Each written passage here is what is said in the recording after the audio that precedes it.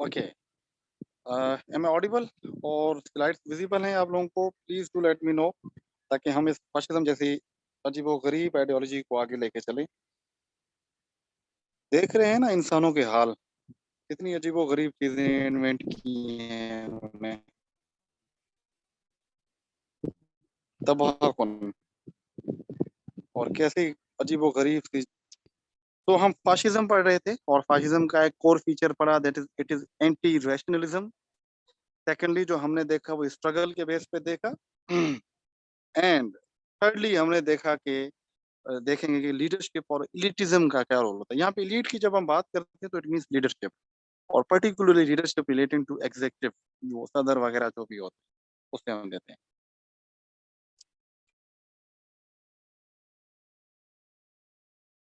Radical rejection of equality, equality पे believe नहीं रखता कभी भी जो फाशिस्ट होता है, not at all.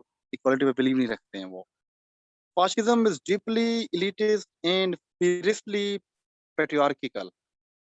Its ideas were founded on the belief that absolute leadership and elitism are natural and desirable. तो वो इक्वालिटी पे बिलीव नहीं रखते, और चूंकि वो इक्वालिटी पे बिलीव नहीं रखते तो वो कहते हैं कुछ लोग ज्यादा ताकतवर होते हैं सोसाइटी में, कुछ कम होते हैं। जो नौकर है उनको नौकर रहना चाहिए। अगर यहाँ पे मैं आपको फिलोसफी में लेके चलूँ तो आपको अरिस्टोटल याद आ रहा है, थ्योरी ऑफ स्लेवरी की, जब उसने बात की थी। सिमिलरली प्लेटो याद आ रहा है आप लोगों को? प्लेटो ने भी तो यही कहा था ना कि भाई सारे लोग इक्वल नहीं होते हैं। अरिस्टोटल ने भी यही कहा था, गरीब गरीब में जो स्लेव होता है उसमें कम रीजन होता है। तो ये वही आइडियाज हैं बेसिकली, कि सारे लोग बराबर नहीं होते हैं। तो कुछ लोग अच्छे होते हैं उनको ऊपर आना चाहिए, जो ताकतवर होते हैं, बाकी कमजोर है उनको नीचे जाना चाहिए। तो एक तो ये होगा कि ये इनइक्वालिटी पे बिलीव रखते हैं, इक्वालिटी पे बिलीव रखते नहीं। ठीक है। ओके, सिमिलरली अगर हम आगे चलें तो humans beings are born with radical different abilities and attributes. A fact that emerges is those with the rare quality of leadership is rise, though struggle above those capable only following. तो वो कहते हैं भाई human different abilities से पैदा होते हैं, different attributes होते हैं, और हर एक का एट्रीब्यूट नहीं होता कि वो लीडरशिप लीडरशिप करे जाके। लीडरशिप चंद लोग कर सकते हैं जिनके वो एट्रीब्यूट्स होते हैं, तो लीडरशिप का राइट भी उन्हीं को होना चाहिए। यहाँ से पता चलता है ये इलिटिज्म पे बिलीव रखते हैं। इलिटिज्म इसको कोई कहते हैं, चंद लीडर्स हैं जिनके पर्टिकुलर एट्रीब्यूट्स हो वही हुक्मरानी करें। जैसा कि प्लेटो अपनी आइडियोलॉजी में बता रहा था, तो कभी कभी प्लेटो को भी फाशिस्ट कहा जाता है, यू मस्ट नो। ठीक है।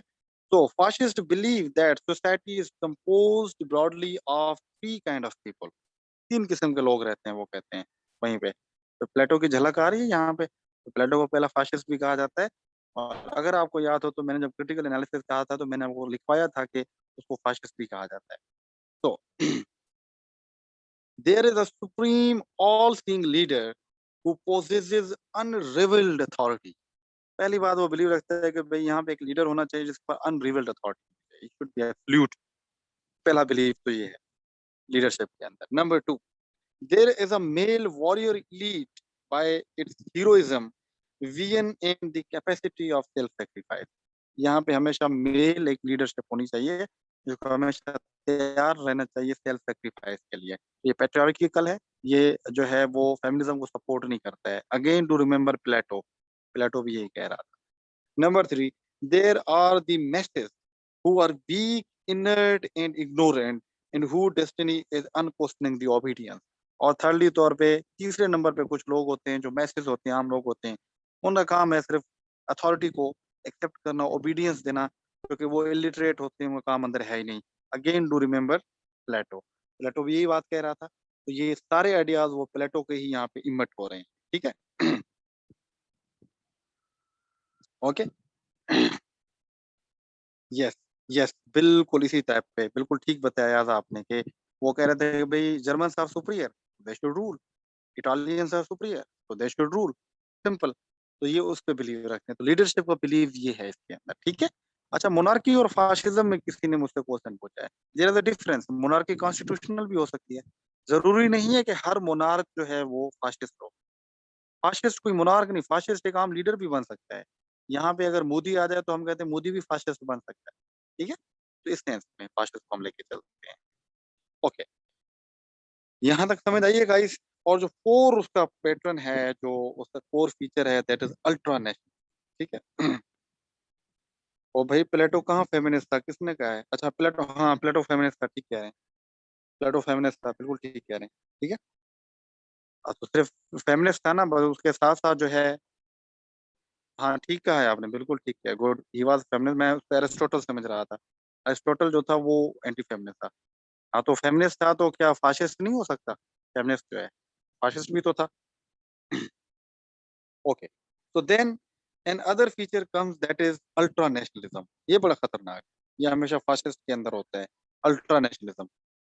तो fascism embraced an extreme version of chauvinistic and expansionist nationalism. chauvinistic वो होता है कि जो ठीक है, नहीं मैंने गलत कहा अगर मैंने कहा है तो। Plato was a feminist and Aristotle was anti feminist. ठीक है। Thank you for correction, thank you. तो ये शॉविनिस्टिक होते हैं, ये एक्सपेंशनिस्ट नेशनलिज्म के ऊपर बिलीव रखते हैं। शॉविनिस्टिक वो होते हैं जो वायलेंस पे बिलीव रखते हैं अपने आइडिया को एक्सपेंड करने के लिए। So the tradition regarded nations not as equal and independent entities, but as rival in struggle for the dominance. वो कहते हैं कि भाई सिंपल उसका बिलीव है, फाशिस्ट रखते हैं कि भाई यहाँ पे स्टेट एक दूसरे को डोमिनेट करने के लिए कोशिश करती रहती हैं। यहाँ पे कोई प्यार मोहब्बत वाला पीस वाला सीन नहीं होता है। क्या करना है? सिर्फ डोमिनेट करना है। जो माइट इज राइट वाला कंसेप्ट होता है, वो कहते हैं। So, fascist nationalism did not preach respect for destructive, distinctive cultures or national traditions, but asserted the superiority of one nation over all others. तो याद रखिएगा, वो मैंने बताया था ना आपको, इसके अंदर जो है वो आगे बताता भी हूँ। दो टाइप के नेशनलिज्म होते हैं ना, एक होता है आपका सिविक नेशनलिज्म, एक होता है आपका एथनिक नेशनलिज्म। सिविक नेशनलिज्म वो होता है कि आप डिफरेंट कल्चर्स को मिला के रखते हैं, जैसे कि आपको कनाडा में नजर आता है। कनाडा में सिविक नेशनलिज्म है, देखें सारे मिल के रहते हैं, डिफरेंट नेशंस हैं। इसी तरीके से अमेरिका में आपको सिविक नजर आएगा। एक होता है एथनिक नेशनलिज्म। एथनिक वो होता है कि आप एक पर्टिकुलर एथनिसिटी को या ग्रुप को सुपेरिटी देते हैं, बाकियों को आप दफा करते हैं। तो जो फाशिस्ट हैं वो एथनिक नेशनलिज्म पे बिलीव रखते हैं, जो एक्सक्लूसिव होते हैं। जो सिविक होता है वो इंक्लूसिव होता है, सारों को मिला के रखता है। ठीक है। और जो एथनिक होता है वो एक्सक्लूसिव होता है। जैसे कि आपको इंडिया में नजर आ रहा है, इंडिया में एथनिक नेशनलिज्म चल रहा है कि मोदी कहता है हिंदूज आगे हैं, मुसलमानों को इंक्लूड कर रहा है। इसी तरीके से ये भी यही करते हैं, एक पर्टिकुलर आइडेंटिटी को, एक पर्टिकुलर एथनिसिटी को टॉप पे रखते हैं और बाकी सबको ये साइड पे दफा करते हैं। ये एक अल्ट्रा नेशनलिज्म होता है। Similarly in the explicitly racial nationalism of Nazism, this was reflected in the ideas of Aryanism. तो जैसे मैंने बताया था ना वो वर्ल्ड war II के अंदर कि जर्मन के अंदर जो आइडिया था वो था कि Aryans are superior, we are superior, German are superior, we are Aryans, और आर्यन सुपीरियर है, वही दुनिया को डोमिनेट करेंगे। तो ये भी इसी चीज पे बिलीव रखते हैं। ये अल्ट्रा नेशनलिज्म होता है कि हम ही सिर्फ सही हैं, बाकी सारे गलत हैं। तो फाशिस्ट हमेशा यही समझता है कि मैं ही ठीक हूँ, बाकी सारे गलत हैं। ओके। तो देखें ना नेशनलिज्म पे कितने वो चीजें आपको नजर आ रही हैं। तो ये अगर टाइप्स की बात करूं मैं तो आपको अ, तीन टाइप्स का नेशनलिज्म फाशिज्म नजर आता है। एक होता है एक्सट्रीम फाशिस्ट, और दूसरा होता है एक्सट्रीम रेसिज्म, और इसके अंदर में जो है वो जेनेरिक फाशिज्म की बात नजर होती है। अगर हम एक्सट्रीम स्टेटिज्म की बात करते हैं तो वो फाशिस्ट इटली नजर आता है हमें, और एक्सट्रीम रेसिज्म की बात करते हैं तो वो हमें जर्मनी नजर आता है। इन बीच में जो आइडियाज थोड़े से जर्नलिस्टिक होते हैं उनको जेनेरिक फाशिज्म कहते हैं। जो इन दोनों के आइडियाज को बीच में लेके चलता है, सेंट्रिस्ट में लेके चलता है, उसको हम जेनेरिक फाशिस्ट कहते हैं। ठीक है। ओके। अभी मजीद चीजें क्लियर हो जाएंगी जब आप इस डायग्राम को देखेंगे। ठीक है। ओके। फाशिस्ट कहाँ अच्छा होता है यार? Not at all. ठीक है। ओके। तो चलें जी, जरा थोड़ा सा डिफरेंस क्रिएट कर लेते हैं कि ओके, थोड़ा सा डिफरेंस क्रिएट कर लेते हैं कि what is difference between Nazism and fascism. पहली बार नाजीज्म एंड फाशिज्म, ठीक है, इसको थोड़ा सा देखना है। हालांकि दोनों फाशिस्ट ही है, नाजीज्म भी फाशिस्ट ही के अंदर आता है, बट उसका थोड़ी माइल्ड जो है वो थोड़ी सी डिफरेंट। ठीक है। यहाँ पे फोकस करें अभी आप, ये बड़ी इंपॉर्टेंट है। फाशिज्म वर्सेस नाजीज्म क्या डिफरेंस है? फाशिस्ट मेजोलिनी इटली में था, नाजीज्म हिटलर जर्मनी के अंदर था, ठीक है, इनकी आइडियोलॉजी थी। तो क्या डिफरेंस है इनमें, थोड़ा सा डिफरेंस आता है, स्लाइट डिफरेंस है, उसको जरा देखते हैं। वो क्या है, नंबर वन, फाशिज्म जो होता है इट इज स्टेट वर्शिप। वो कहते हैं सारी स्टेट को वर्शिप करें, मतलब state is in and in itself, state ही सब कुछ है, वो बिलीव रखते हैं जो फाशिस्ट होते हैं। इसी तरीके से जो नाजीज्म होता है, नाजीज थे, जो हिटलर की आइडियोलॉजी थी, वो ये थी कि स्टेट एज वेसल। वेसल का मतलब क्या है कि स्टेट एक मीन है, आपका एंड क्या है, एंड है जर्मन की सुपीरियरिटी, और स्टेट के जरिए हम वो सुपीरियरिटी क्रिएट करेंगे। नाजीज्म ये बिलीव रखता था। फाशिज्म कह रहा था नहीं, जर्मनी को, हमने इटली को सुपीरियर बनाना है और इटली ही सुपीरियर बनेगा। तो मतलब कि जो फाशिज्म, जो इटालियन फाशिज्म था बेनितो मसोलिनी वाला, उसमें कोई वो सीन नहीं था जो आपको नजर आ रहा है कि किसी एक रेशियल इनइक्वालिटी का या एक रेस का, पर्टिकुलरली नॉट एट ऑल। वो पूरी स्टेट की बात कर रहा था और वो एक स्टेट, एक रेस की बात करता है। दूसरे नंबर पे शावनिस्टिक नेशनलिज्म, और ये एक्सट्रीम रेसिज्म की बात हो रही है। ठीक है, ये शावनिस्टिक नेशनलिज्म का मतलब क्या है कि आप जो है अपनी स्टेट को या अपनी नेशन को, वो आप एक्सपेंड करने के ऊपर बिलीव रखते हैं, वो एक्सपेंड करते हैं। और इसी तरीके से ये जो है वो एक्सट्रीम रेसिज्म की बात करते हैं, वो अपने रेस को एक्सट्रीम समझता है, उसको जो है वो एक्सपेंड करने की बात करता है। नाजीज जो है वो कहते हैं आर्यंस बने सबसे ज्यादा, और वो कहते हैं नहीं, इटली की स्टेट सबसे ज्यादा स्ट्रांग हो। तो ये दोनों में भी डिफरेंस आ जाता है। इसी तरीके से तीसरा वॉलंटरियलिज्म, और यहाँ पे एसेंशियलिज्म। वॉलंटरियलिज्म का मतलब ये है कि इटली में लोगों को वॉलंटियरली बुलाया जाता था कि आप आए और स्टेट का हिस्सा बने और फौज में आए और आगे हम एक्सपेंड करें। वो वॉलंटियरली लोग आते थे। बट नाजीज्म के अंदर वो इसेंशियल था, आपके पास जरूरी था, you were suppose to become the part of Nazi ideology. आपको जबरदस्ती भी हिस्सा बनाया जाता था। और जो फाशिज्म है, इटालियन फाशिज्म था, उसके अंदर ऐसा नहीं था, वो कहते थे वॉलंटियरली आप आते हैं, ना आपकी मर्जी है। एक तो ये डिफरेंस आ जाता है। Thirdly, national greatness and here is biological superiority. तो वो तो नेशनल स्टेट की बात करते हैं ना, जो फाशिस्ट थे इटली वाले, वो कहते भाई स्टेट अजीम है। वो कह रहे थे नहीं, बायोलॉजिकल सुपीरियरिटी की बात है, आर्यंस सुपीरियर हैं, जर्मन सुपीरियर हैं। वो बायोलॉजिकल बेसिस पे सुपीरियरिटी की बात करता है, और वो स्टेट की बात। इसी तरीके से organic unity and here is racial purity या हिगिंस जिसको हम कहते हैं। तो वो कहते हैं कि भाई पूरी स्टेट यूनाइट होके आगे चले। तो वो कहते हैं नहीं, ये जो रेशियल प्योरिटी होनी चाहिए, सिर्फ आर्यंस आगे आने चाहिए, सिर्फ जर्मन को आगे आना चाहिए। इसी तरीके से pragmatic anti-Semitism, pragmatic anti-Semitism, and here is genocidal anti-Semitism. Very interesting. Anti का मतलब क्या है कि जूस के खिलाफ होना। तो ये जूस के जो खिलाफ होते थे वो थोड़े से प्रेगमेटिज्म टाइप के होते थे। प्रेगमेटिज्म इन सेंस के ऐसा नहीं था कि सारे यहूदियों को आप मार दें और बड़े गंदे तरीके से मारें, ऐसे नहीं था। वो उनको थोड़ा तरीके के साथ उनको डील करते थे। और जो ये नाजीज्म है वो तो जिनोसाइडल एंटीसेमिटिज्म है, वो तो पूरी जिनोसाइड की थी। आप अगर थोड़ी सी हिस्ट्री में चले जाएं, इसने पूरे कंसंट्रेटेड कैंप्स बनाए इसने, ठीक है, कैंप्स बनाए, और कैंप्स में जो यहूदी हैं उनको अंदर बंद किया गया और वहां पे मारा जाता था, बड़े गंदे हालात था, ठीक है। तो वो जिनोसाइडल एंटीसेमिटिज्म था, और वो थोड़ा सा प्रेगमेटिक एंटीसेमिटिज्म, हालांकि एंटीसेमिटिज्म दोनों ही थे। देन फ्यूचरिज्म या मॉडर्निज्म, ठीक है, and it is peasant ideology, ठीक है। ये फ्यूचरिज्म या मॉडर्निज्म के ऊपर बिलीव रखता था कि आप मॉडर्निटी को साथ लेके चलते हैं। और यहाँ पे पीजेंट आइडियोलॉजी थी, पीजेंट का मतलब है ये मजदूरों वगैरह की बात करता था, जो हिटलर था। और ये थोड़ा सा इसके अंदर कैपिटलिस्ट वगैरह की भी बात होती है। Similarly corporatism and here is war economy. तो यहाँ पे जो इटालियन फाशिज्म है वो कॉर्पोरेट पे बिलीव रखता था, यानी कॉर्पोरेट होने चाहिए, डिफरेंट कंपनी इंडस्ट्रीज को लगाना चाहिए और इकोनॉमी को ऐसे चलाना चाहिए। तो ये जो था ये वॉर इकोनॉमी पे नाजिज्म है। वो कहते हैं जंग करेंगे, जंग से रिसोर्सेज मिलेंगे, वही हम आगे चलाएंगे, उसको कहते हैं वॉर इकोनॉमी। तो वॉर इकोनॉमी बिलीव रखता था। लास्टली कॉलोनियल एक्सपेंशन पे बिलीव रखता था, और ये वर्ल्ड डोमिनेशन पे बात करता था। जो इटालियन फाशिस्ट है वो बिलीव रखता है किस चीज के ऊपर, कि भाई आप कॉलोनीज को जितना हो सके एक्सपेंड करें।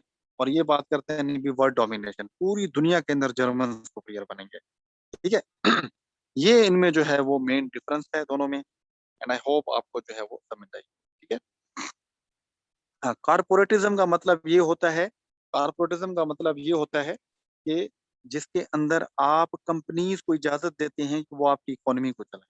यानी वहां पे कैपिटलिज्म भी होता है, कैपिटलिस्ट भी होते हैं, स्टेट की भी कंट्रोल होता है, तो उसको हम कारपोरेटिज्म कहते हैं। और जो दूसरा वॉर इकोनॉमी है वो तो टोटल ही अपोजिट होता है। ठीक है।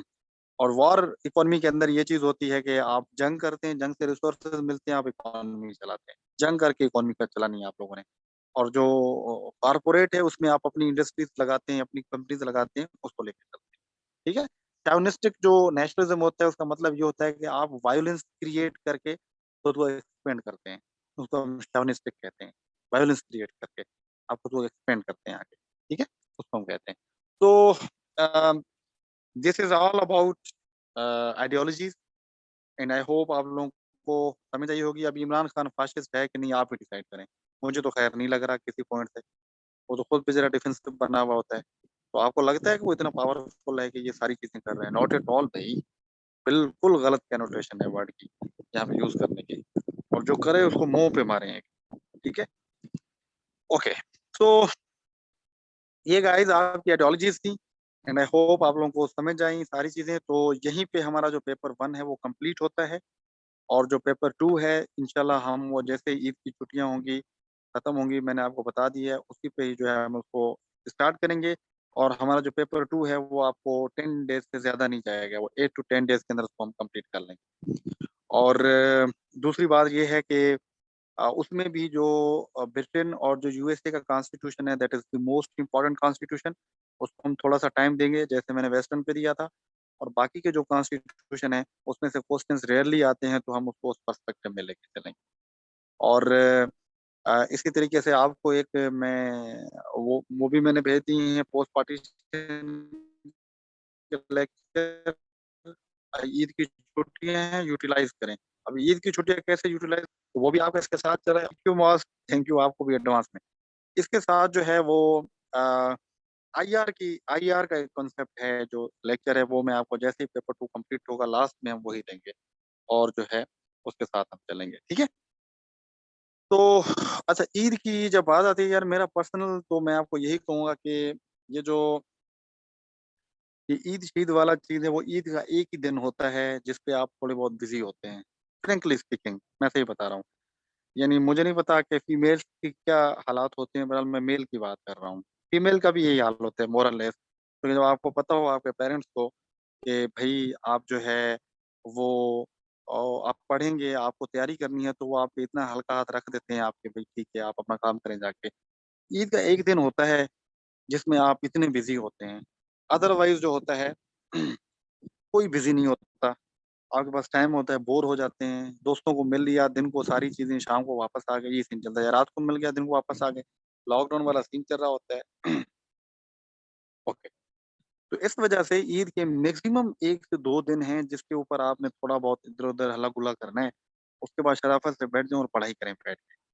तो ये फिजूल की जस्टिफिकेशन कभी भी नहीं देनी है, ना खुद को धोखा देना है, ना दूसरों को देना है कि ईद आ गई है तो एक हफ्ता गुम हो गया। कोई गुम नहीं होता है भाई। आपका और कोई काम नहीं है, आपका सिर्फ एक काम है और वो है पढ़ना, और आपने पढ़ना है। इसके अलावा कोई काम नहीं है आपका। तो इस वजह से जो मैं पहले ही आपको कहता हूँ, हमेशा कहते रहता हूँ कि be positive regarding your timing. तो आपका टाइम है उसके बारे में आपको पॉजिटिव होना चाहिए, और हैवी पॉजिटिव होना चाहिए। जैसा कि आप किसी चीज के लिए पॉजिटिव होते हैं, तो देखता भी है तो वो बड़ा गुस्सा चढ़ता है। इसी तरीके से आप टाइम के बारे में भी पॉजिटिव हो जाएं। और वो होता है ना, जैसे आप इतने पॉजिटिव होंगे, जैसे आपको एक कॉल आती है तो आप दोस्त दोस्त सारे हैं उनको दफा करते हैं और आप बात करने चले जाते हैं। ये पॉजिटिवनेस आप शो करें अपनी स्टडी के साथ, अपनी टाइमिंग के साथ। तो दोस्त दोस्त जब भी हो उनको साइड पे कर दें, और भाई मैंने पढ़ना है तो इस टाइम में पढ़ना है। कोई नाराज होता है, गुस्सा होता है, होने दें, दफा हो जाए। ठीक है। This time is very important, again I am saying, इसको यूटिलाइज करना है आप लोगों ने। अच्छा, दूसरी बात ये है, तो जो मैं इम्पोर्टेंट बता रहा हूँ वो ये कि अपने टारगेट सेट कर लें ईद के बारे में। ठीक है। ईद के बारे में अपने टारगेट सेट कर लें कि इस ईद में हमने पॉलिटिकल साइंस से रिलेटेड जो मेरे टास्क हैं वो क्या क्या करने हैं, और वो ईद में करने हैं आपने। उसमें वो पोस्ट पार्टीशन के लेक्चर्स हो गए आपके, और ये जो मैंने आपको सारी चीजें पढ़ाई हैं पेपर 1 की, उसको अच्छे तरीके से रिपीट करें, रिवाइज करें उसको, ताकि वो पेपर आपका बिल्कुल तैयार हो जाए। इसी से 2 टेस्टें और भी होनी है। एक तो अभी ले रहा हूँ, एक लास्ट टेस्ट और भी होगी, पेपर 2 से आपकी, ठीक है?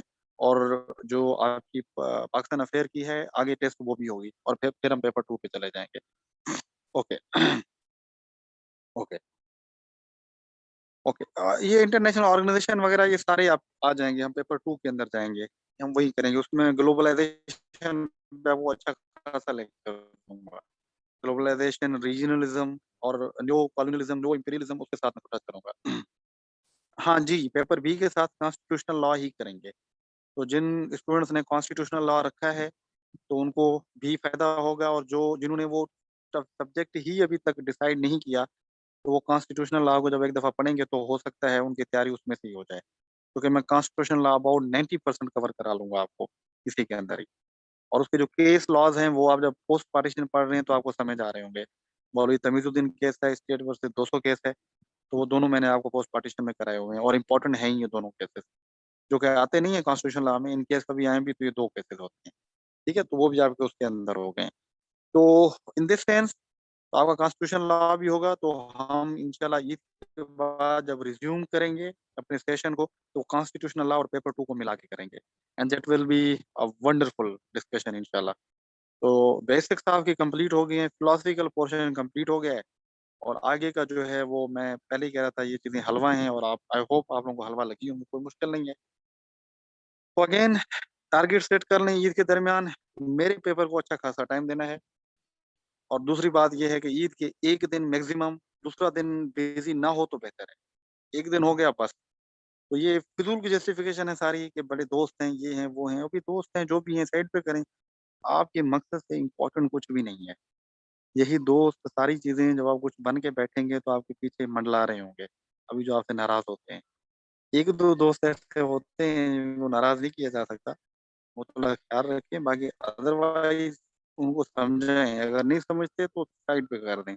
आपका एम, आपका ऑब्जेक्टिव सबसे ज़्यादा इम्पोर्टेंट है, ये बातें याद रखिएगा, और वो एम, वो ऑब्जेक्टिव आपको टाइम मैनेजमेंट से मिलना है, और टाइम मैनेजमेंट के हिसाब से आपको कह रहा हूँ कि जो है, वो अपना पॉज़िटिव हों अपने टाइम मैनेजमेंट के बारे में। Be very positive regarding your time.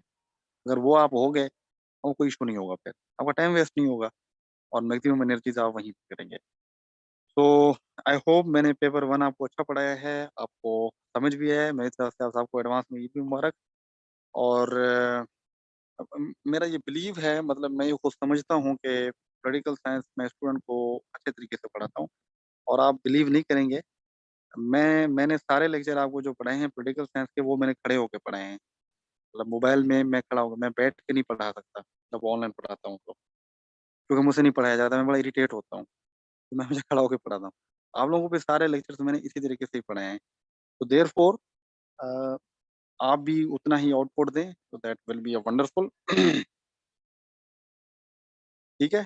तो इस वजह से अपना ख़्याल रखना है।